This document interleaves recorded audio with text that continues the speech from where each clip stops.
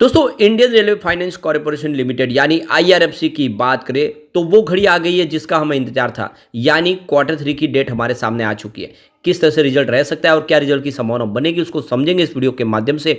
साथ में आज बजट का ऐलान हो चुका है और बजट में कोई बड़ी अनाउंसमेंट नहीं हुई है। रेलवे के लिए जरूर कुछ अनाउंसमेंट हुई है लेकिन उसका कोई खास इतना असर देखने को नहीं मिला है। और जैसे कि जो अपेक्षा थी उसके हिसाब से ही बजट में ऐलान है और इसी वजह से बाजार का जो सेंटीमेंट है वो इतना पॉजिटिव नहीं बना। इस बजट के बाद बाजार में थोड़ा सा माहौल निगेटिव बना हुआ है। तो क्या है बजट की हाईलाइट और क्या रेलवे को मिलने वाला है और इसके फायदा आईआरएफसी को क्या होगा, इन सारी बातों को जानेंगे इस वीडियो के माध्यम से। लेकिन फ्रेंड उससे पहले अगर आप पहली बार हमारे चैनल पे आए तो चैनल को सब्सक्राइब कर दीजिए, एक बेल आइकॉन दबा दीजिए ताकि जब भी नया वीडियो बने पहला नोटिफिकेशन आपको मिले। वीडियो पसंद आए तो लाइक शेयर जरूर कीजिए। चलो फ्रेंड्स वीडियो स्टार्ट करते हैं। मैं हूँ आपका दोस्त एसपी दवे और हमारे अपने चैनल ऑनलाइन कमाई में आपका बहुत बहुत स्वागत है। तो सबसे पहले अगर हम बाजार की बात कर ले तो इस समय लगभग 1:30-2 बजे के आसपास का टाइम है। बीएसई सेंसेक्स 71,660 के स्तर पर है जहाँ पे 91 पॉइंट की गिरावट है यानी 0.13% की गिरावट है।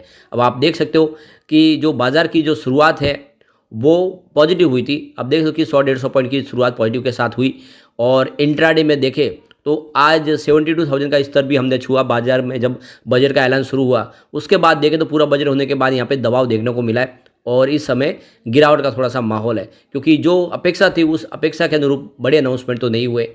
आज बीएसई फाइनेंशियल सर्विस में भी कुछ गिरावट है। 10,199 के स्तर पे 0.15% की गिरावट है और आईआरएफसी जो लगातार दौड़ चुका है अब इस बजट के बाद यहाँ पे प्रॉफिट बुकिंग दिखाई दे रही है। तो स्टॉक की शुरुआत हुई 180 पर, पॉजिटिव शुरुआत हुई। कल की क्लोजिंग 175 के आसपास थी।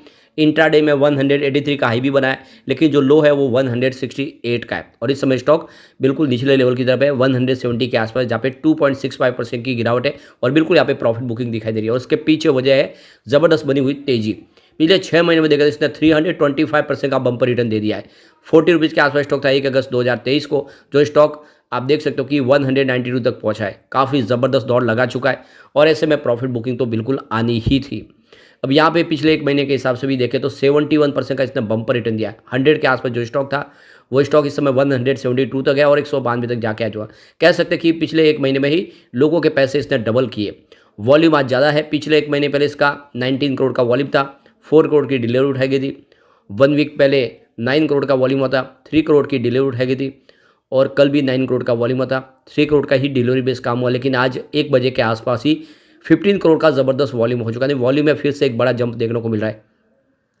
अब यहाँ पे देख सकते हो कि इस बार जो बजट में सबसे बड़ी बात है कि किसी प्रकार के टैक्स में कोई बदलाव नहीं किया गया। न डायरेक्ट न इनडायरेक्ट टैक्सेज जो पहले थे उसी में रखा गया। उस टैक्स स्लैब में किसी प्रकार का कोई बदलाव नहीं किया। लोगों को अपेक्षा थी कि इस बार टैक्स स्लैब में बदलाव किया जाएगा। आम इंसानों के लिए स्पेशली देखें तो मिडिल क्लास के लिए कुछ बेनिफिट दिया जा सकता है, टैक्स में राहत दी जा सकती है, लेकिन ऐसा हुआ नहीं। फिजिकल डेफिसिट देखें तो 5.1% के आसपास रहा है फाइनेंशियल 2025 के लिए। अब यहाँ पे गौर करने वाली बात है कि हमारे फाइनेंस मिनिस्टर निर्मला सीतारमण ने रेलवे प्रोजेक्ट के लिए आगे भी प्रोजेक्ट को तेज़ी से बढ़ाने की उन्होंने अनाउंसमेंट किया कि इस बजट के बाद भी रेलवे के प्रोजेक्ट है वो तेज़ी से आगे बढ़ेंगे। स्पेशली देखें तो मेट्रो रेल के प्रोजेक्ट, नमो भारत और एडिशनल सिटी से जोड़ा जाएगा। नमो भारत को बहुत सारी नई सिटीज़ को भी नमो भारत ट्रेन के साथ जोड़ा जाएगा। और देख सकते हो कि आने वाले समय करीब 40,000 बोगीज वंदे भारत ट्रेन के लिए कोच के लिए बनाई जाएगी, यानी लगातार वंदे भारत ट्रेन की संख्या बढ़ाई जाएगी। इसके अलावा हमारे फाइनेंस मिनिस्टर ने 3 रेलवे इकोनॉमिक कॉरिडोर बनाने की भी अनाउंसमेंट की है, जिसमें आप देखें तो एनर्जी, मिनरल्स और सीमेंट कॉरिडोर ये जो रेलवे से जोड़े जाएंगे। जहाँ पे एनर्जी कोई भी हो, आप देखें तो उस एनर्जी से डायरेक्ट कनेक्टिविटी के लिए कॉरिडोर बनाया जाएगा। इसके अलावा जो मिनरल्स है अलग अलग, उस मिनरल्स के जहाँ पे भी खदानें होगी वहाँ पर भी रेलवे कनेक्टिविटी दी जाएगी। और इसके अलावा जो सीमेंट कॉरिडोर होगा या में जहाँ पे सीमेंट की फैक्ट्रियाँ होगी वहाँ से रेलवे ट्रैक जोड़े जाएंगे। तो ये 3 आने वाले समय कॉरिडोर बनेंगे, यानी आने वाले समय बहुत सारा खर्च और होने वाला। सरकार ने इसकी रूपरेखा तैयार कर ली है।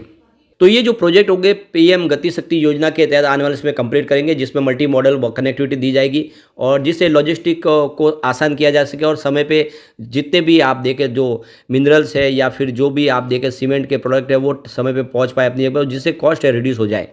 तो अनाउंसमेंट तो काफ़ी बड़ी है। आने वाले समय बहुत सारी नई ट्रेनें भी शुरू होगी। अब आप देख सकते हो कि बजट के दौरान देखें तो आप यहाँ पे जेएम फाइनेंशियल की तरफ से भी आईआरएफसी और रेलटेल जैसे शेयरों में खरीदारी की सलाह दी है। ये स्टॉक आने वाले समय अच्छा कर सकते हैं। तो जेएम फाइनेंशियल के जो सीनियर वाइस प्रेसिडेंट है अक्षय भगत, उनका कहना है कि इस समय देखें तो रेलवे के शेयर आने वाले समय भी अच्छा प्रदर्शन कर सकते हैं। करंट लेवल से भी यहाँ पे खरीदारी की जा सकती है, क्योंकि इस बजट में जो बजट में ऐलान हुई है उसके हिसाब से आने वाले समय भी रेलवे के ऊपर सरकार का फोकस रहेगा। रेलवे इंफ्रा प्रोजेक्ट और तेज़ी से बढ़ेंगे, ऐसे में प्राइस बढ़ती हुई दिखाई दे सकती है। आईआरएफसी की बात करें तो 200 का टारगेट ये शेयर हिट कर सकता है, लेकिन आपको इसमें 160 का स्टॉप लॉस लगा के इसमें बने रहना है। 200 तक जाने की संभावना है, लेकिन नीचे आए तो फिर कुछ गिरावट भी हो सकती है। इसके अलावा देखो डायनामिक इक्विटीज के शैलेश सराफ का कहना है कि इस समय रेलवे के शेयरों में काफ़ी अच्छी संभावना पॉजिटिव बनी हुई है। सरकार जिस तरह से इस सेक्टर के लिए अभी भी बहुत सारी अनाउंसमेंट कर रही है, उसका असर देखने को मिल सकता है। आने वाले समय रेलवे के शेयर और अट्रैक्टिव रिटर्न दे सकते हैं। अब भले ये इंतरिम बजट हो, लेकिन जैसे ही नई सरकार फॉर्म में आएगी फिर से वहाँ पे नया बजट आएगा और उसमें आने वाले हर सालों तक कुछ सालों तक 15 से 20% का कैपेक्स हर साल बढ़ाया जा सकता है रेलवे के लिए। और ऐसे में नोमा इंस्टीट्यूशनल इक्विटीज का कहना है कि रेलवे के शेयरों में तेजी और जारी रह सकती है। ऐसे में नजरिया लॉन्ग टर्म का लेकर निवेश का जरिया बनता है। इसके अलावा DR चौकसी की तरफ से देखें तो उनका कहना है कि आने वाले समय में बहुत सारी नई ट्रेनें और शुरू होने वाली है।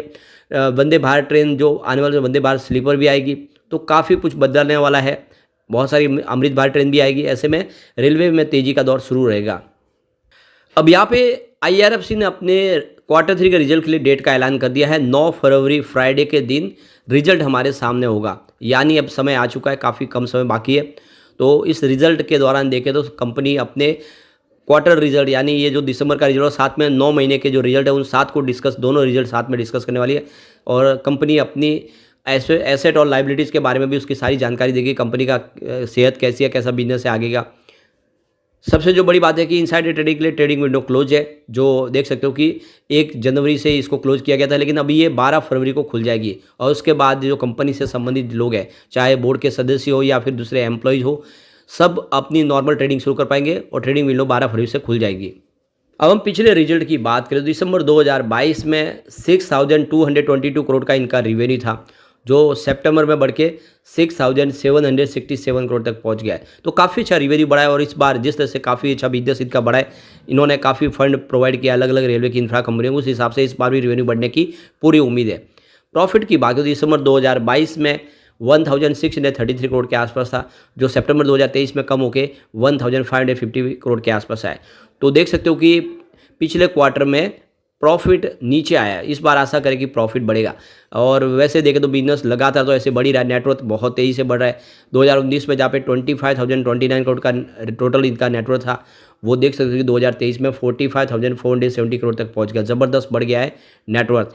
इसके अलावा प्रॉफिट देखें कुछ सालों से तो लगातार बहुत तेज़ी से बढ़ ही रहा है। 2019 में पूरे साल का जो प्रॉफिट था वो 2,255 करोड़ के आसपास था, वो 2023 में बढ़ के 6,337 करोड़ तक पहुंच गया है। लगातार हर साल प्रॉफिट बढ़ रहा है। ऐसे में इसमें आपको लॉन्ग टर्म का लेकर निवेश करना चाहिए।